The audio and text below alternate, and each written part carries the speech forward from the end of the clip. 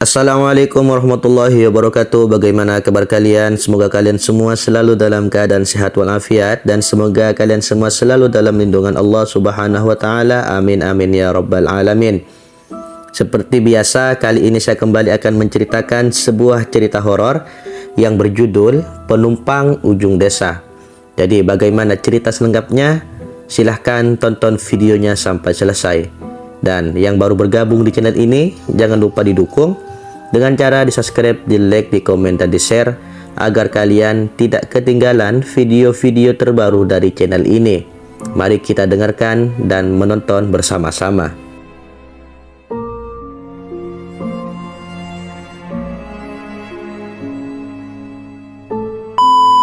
Aji, seorang sopir taksi online yang rajin, memiliki kebiasaan memeriksa ponselnya setiap malam sebelum tidur.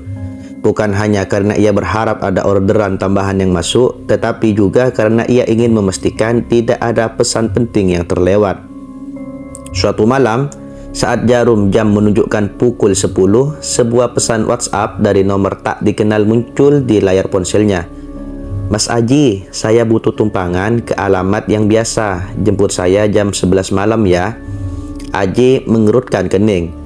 Ia tak ingat pernah memberikan nomornya pada siapapun, apalagi menerima pesanan lewat WhatsApp. Biasanya, ia hanya menerima orderan melalui aplikasi taksi online yang ia gunakan. Namun, rasa penasaran menguasai dirinya.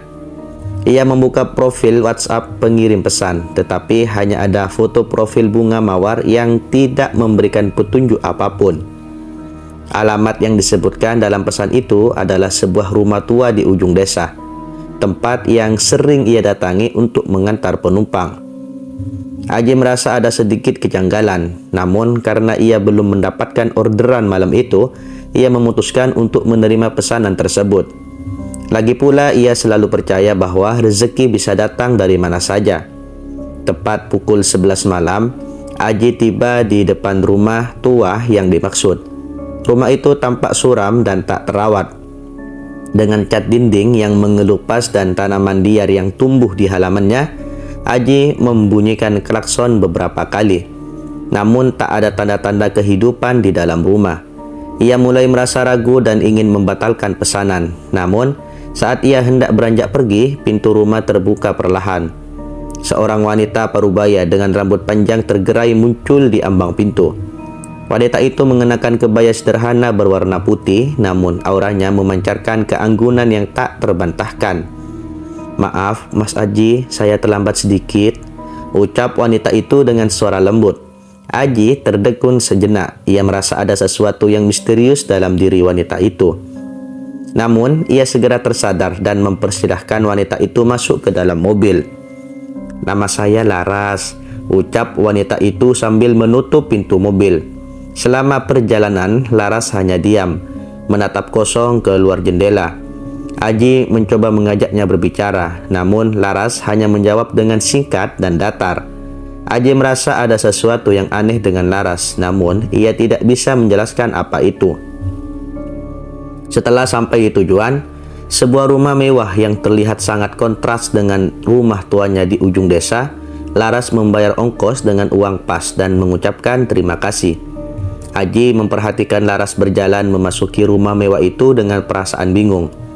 Sejak saat itu, Laras menjadi penumpang langganan Aji. Setiap beberapa hari sekali, Laras akan mengirim pesan WhatsApp dan meminta Aji menjemputnya di jam yang sama. Di tempat yang sama, Aji pun selalu datang, meski ia sering merasa ada sesuatu yang aneh dengan Laras. Terkadang, Aji melihat bayangan samar di wajah Laras, seperti wajah seseorang yang sudah lama meninggal. Namun, Aji selalu berusaha mengabaikan perasaan itu dan menganggapnya sebagai imajinasinya belaka. Hari-hari berlalu. Laras terus memesan taksi Aji secara rutin lewat WhatsApp. Aji pun selalu datang menjemputnya tanpa banyak bertanya. Meski ada rasa penasaran yang terus mengusiknya, Aji berusaha untuk tetap profesional dan fokus pada pekerjaannya. Suatu siang yang terik, Aji sedang menunggu penumpang di area parkir sebuah pusat perbelanjaan. Matanya tak sengaja menangkap sosok wanita yang sangat mirip dengan Laras berjalan di kejauhan. Jantung Aji berdebar kencang. Ia berusaha meyakinkan dirinya bahwa itu hanya kebetulan, namun rasa penasarannya terlalu besar untuk diabaikan. Aji memutuskan untuk mengikuti wanita itu dari jarak yang aman. Wanita itu berjalan dengan langkah pelan, memasuki sebuah toko buku yang cukup ramai. Aji mengikutinya masuk. Berusaha tidak menarik perhatian, ia melihat wanita itu sedang membaca sebuah buku dengan serius. Aji mencuri pandang ke arah buku yang sedang dibaca wanita itu dan terkejut melihat judulnya, Menghadapi Kematian dengan Damai. Rasa penasaran Aji semakin memuncak. Ia memberanikan diri mendekati wanita itu dan bertanya dengan suara pelan, "Maaf Bu, apakah Anda Bu Laras?" Wanita itu mendongak, menatap Aji dengan tatapan kosong yang membuat bulu kuduk Aji merinding. Laras sudah meninggal beberapa minggu yang lalu," jawabnya dengan suara dingin yang menusuk. Aji terkesiap, tubuhnya membeku seketika. Ia merasa seperti disambar petir di siang bolong. Pikirannya berputar-putar, mencoba mencerna informasi yang baru saja ia terima. Ia teringat akan kejanggalan-kejanggalan yang ia alami selama ini. Namun ia selalu berusaha mengabaikannya. "Maaf, Bu, saya pasti salah orang," ucap Aji terbata-bata sambil mundur perlahan. Wanita itu hanya menatap Aji dengan tatapan kosong, lalu kembali fokus pada buku yang sedang dibacanya. Aji merasa seperti sedang berada dalam mimpi buruk. Ia bergegas keluar dari toko buku, hatinya dipenuhi dengan ketakutan dan kebingungan. Aji segera mencari tempat duduk di area food court. Ia memesan segelas kopi dan mencoba menenangkan diri. Namun, bayangan Laras terus menghantuinya. Ia tidak bisa percaya bahwa selama ini ia telah mengantar hantu. Aji mencoba mengingat-ingat kembali setiap perjalanan yang ia lakukan bersama Laras. Ia ingat bahwa Laras selalu membayar ongkos dengan uang pas, tidak pernah meminta kembalian. Ia juga ingat bahwa Laras tidak pernah berbicara selama perjalanan, hanya menatap kosong ke luar jendela. Aji juga teringat akan kejadian beberapa minggu yang lalu saat ia mengantar Larang pulang. Saat itu ia melihat bayangan samar di wajah Laras, seperti wajah seseorang yang sudah lama meninggal. Aji mencoba melupakan kejadian itu, namun sekarang ia menyadari bahwa itu adalah pertanda bahwa Laras bukanlah manusia biasa. Lebih dari itu, Aji juga teringat saat Laras keluar dari mobilnya. Ia tidak pernah melihat Laras membuka pintu pagar rumahnya, seolah-olah ia bisa menembusnya begitu saja. Aji juga sering merasa hawa dingin yang aneh saat berada di dekat Laras, namun ia selalu mengaitkannya dengan AC mobilnya yang terlalu dingin. Ketakutan dan kebingungan Aji semakin memuncak. Ia merasa terjebak dalam situasi yang tidak masuk akal. Pertanyaan demi pertanyaan muncul di benaknya. Siapakah Laras sebenarnya? Mengapa ia terus memesan taksinya meski sudah meninggal? Apa yang ia inginkan dari Aji? Aji merasa harus mencari tahu kebenaran tentang Laras. Ia tidak bisa membiarkan misteri ini terus menghantuinya. Ia harus menemukan jawaban atas semua pertanyaannya, meskipun itu berarti ia harus menghadapi ketakutan terbesarnya. Aji pulang ke rumahnya dengan perasaan kalut. Kabar tentang kematian Laras terus berputar-putar di kepalanya. Ia merasa tertipu, dikhianati, dan ketakutan. Ia mencoba menepis semua pikiran buruk itu, namun bayangan Laras yang pucat dan tatapannya yang kosong terus menghantuinya. Malam itu, Aji tidak bisa tidur. Ia terus membolak-balikkan badan di atas tempat tidur, mencoba mencari posisi yang aman. Namun, setiap kali ia memejamkan mata, wajah Laras muncul di benaknya. Rasa takut yang menyesakkan dadanya membuat Aji memutuskan untuk bangun dan mencari udara segar di teras rumahnya. Sambil menatap langit malam yang bertabur bintang, Aji mencoba mengingat-ingat kembali setiap detail perjalanannya bersama Laras. Ia ingat bahwa Laras selalu memesan taksi pada malam hari, antara pukul 10 hingga 12 malam. Ia juga ingat bahwa Laras selalu meminta untuk diantar ke alamat yang sama, sebuah rumah mewah yang terletak di daerah elit. Aji merasa ada sesuatu yang tidak beres. Ia tidak percaya bahwa Laras yang tinggal di rumah tua yang sederhana bisa memiliki rumah mewah di daerah elit. Aji memutuskan untuk mencari tahu lebih banyak tentang Laras. Ia kembali masuk ke dalam rumah dan mengingat-ingat dan melihat riwayat perjalanannya bersama Laras. Ia menghitung jumlah perjalanan yang telah ia lakukan bersama Laras dan ia terkejut melihat angkanya. Selama beberapa bulan terakhir, ia telah mengantar Laras lebih dari 20 kali. Aji mencoba mengingat-ingat kembali setiap perjalanan itu. Selain fakta bahwa Laras selalu membayar ongkos dengan uang pas dan tidak pernah berbicara selama perjalanan, ia juga teringat beberapa keanehan lainnya. Pertama, Aji ingat bahwa Laras selalu duduk di kursi belakang sebelah kanan. Aji pernah mencoba mengajak Laras duduk di kursi depan, namun Laras menolak dengan halus. Kedua, Aji ingat bahwa Laras tidak pernah membawa barang bawaan apapun, baik saat ia dijemput maupun saat ia diantar pulang. Ketiga, Aji ingat bahwa Laras selalu turun dari mobilnya sebelum mobil benar-benar berhenti. Aji pernah mencoba menegur Laras karena hal ini, namun Laras hanya tersenyum tipis dan mengatakan bahwa ia tidak ingin merepotkan Aji. Keempat, Aji teringat saat Laras keluar dari mobilnya. Ia tidak pernah melihat Laras membuka pintu pagar rumahnya, seolah-olah ia bisa menembusnya begitu saja. Aji juga sering merasa hawa dingin yang aneh saat berada di dekat Laras, namun ia selalu mengaitkannya dengan AC mobilnya yang terlalu dingin. Kelima, Aji ingat bahwa Laras tidak pernah meninggalkan jejak kaki di tanah, bahkan saat hujan deras sekalipun. Aji pernah memperhatikan hal ini, namun ia selalu menganggapnya sebagai kebetulan. Semua kejanggalan itu membuat Aji semakin yakin bahwa Laras bukanlah manusia biasa. Ia merasa harus mencari tahu kebenaran tentang Laras. Ia tidak bisa membiarkan misteri ini terus menghantuinya. Ia harus menemukan jawaban atas semua pertanyaannya, meskipun itu berarti ia harus menghadapi ketakutan terbesarnya. Beberapa hari berlalu sejak Aji mengetahui kabar kematian Laras. Ia mencoba melanjutkan hidupnya seperti biasa, namun bayang-bayang Laras terus menghantuinya. Tidurnya tak lagi nyenyak. Seringkali ia terbangun di tengah malam dengan keringat dingin membasahi tubuhnya. Rasa takut dan cemas terus menggerogoti pikirannya.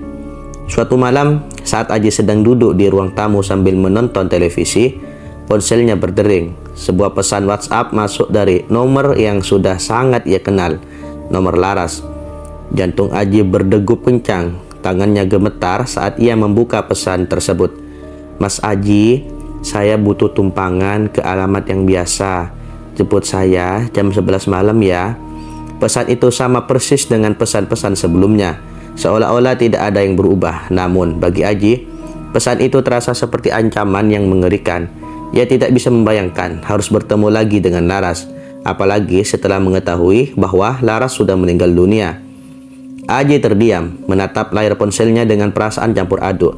Ia ingin mengabaikan pesan itu, namun ia takut jika Laras akan marah dan mengganggunya. Ia juga merasa penasaran, ingin tahu apa yang sebenarnya diinginkan Laras darinya.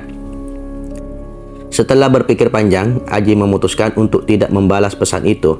Ia mematikan ponselnya dan meletakkannya di atas meja.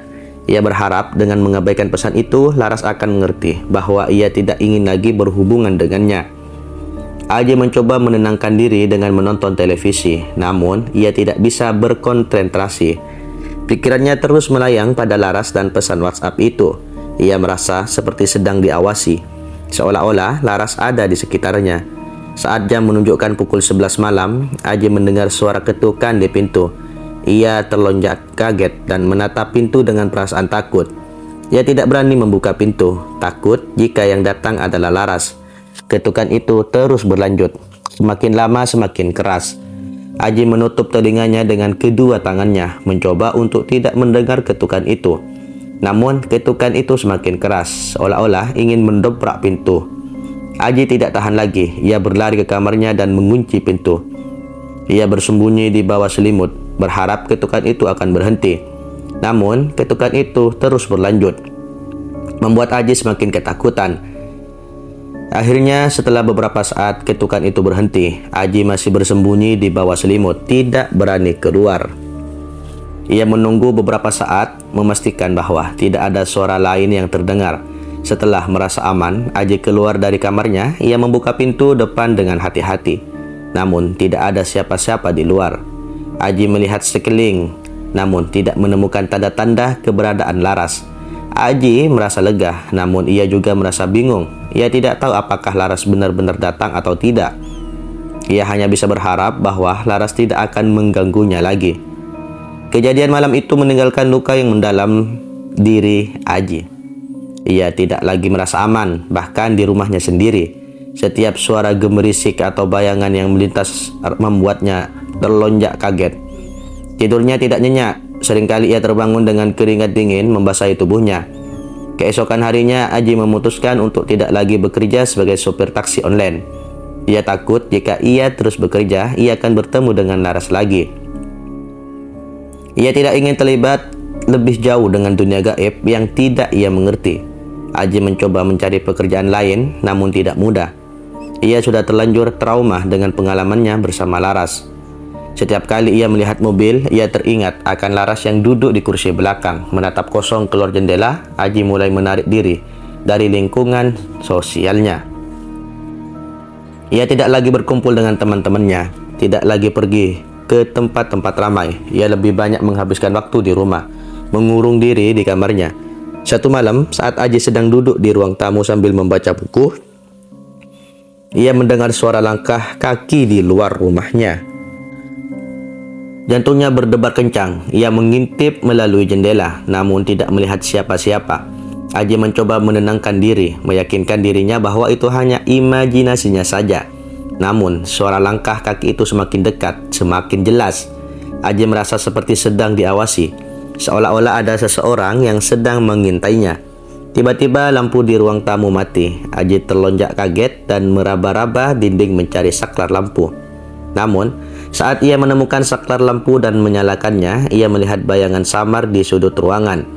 Aji berteriak ketakutan dan berlari ke kamarnya. Ia mengunci pintu dan bersembunyi di bawah selimut. Ia tidak berani keluar lagi sampai pagi hari.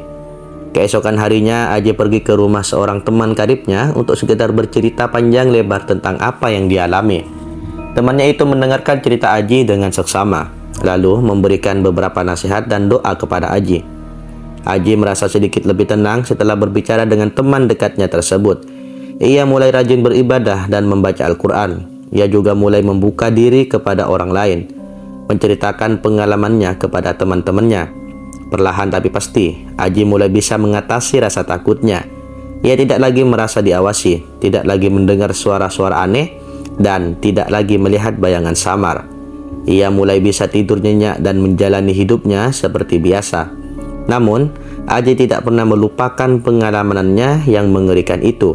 Ia selalu ingat bahwa ada dunia lain di luar sana, dunia yang penuh dengan misteri dan keanehan. Ia juga selalu ingat bahwa ia harus selalu berhati-hati dan tidak mudah percaya dengan orang lain.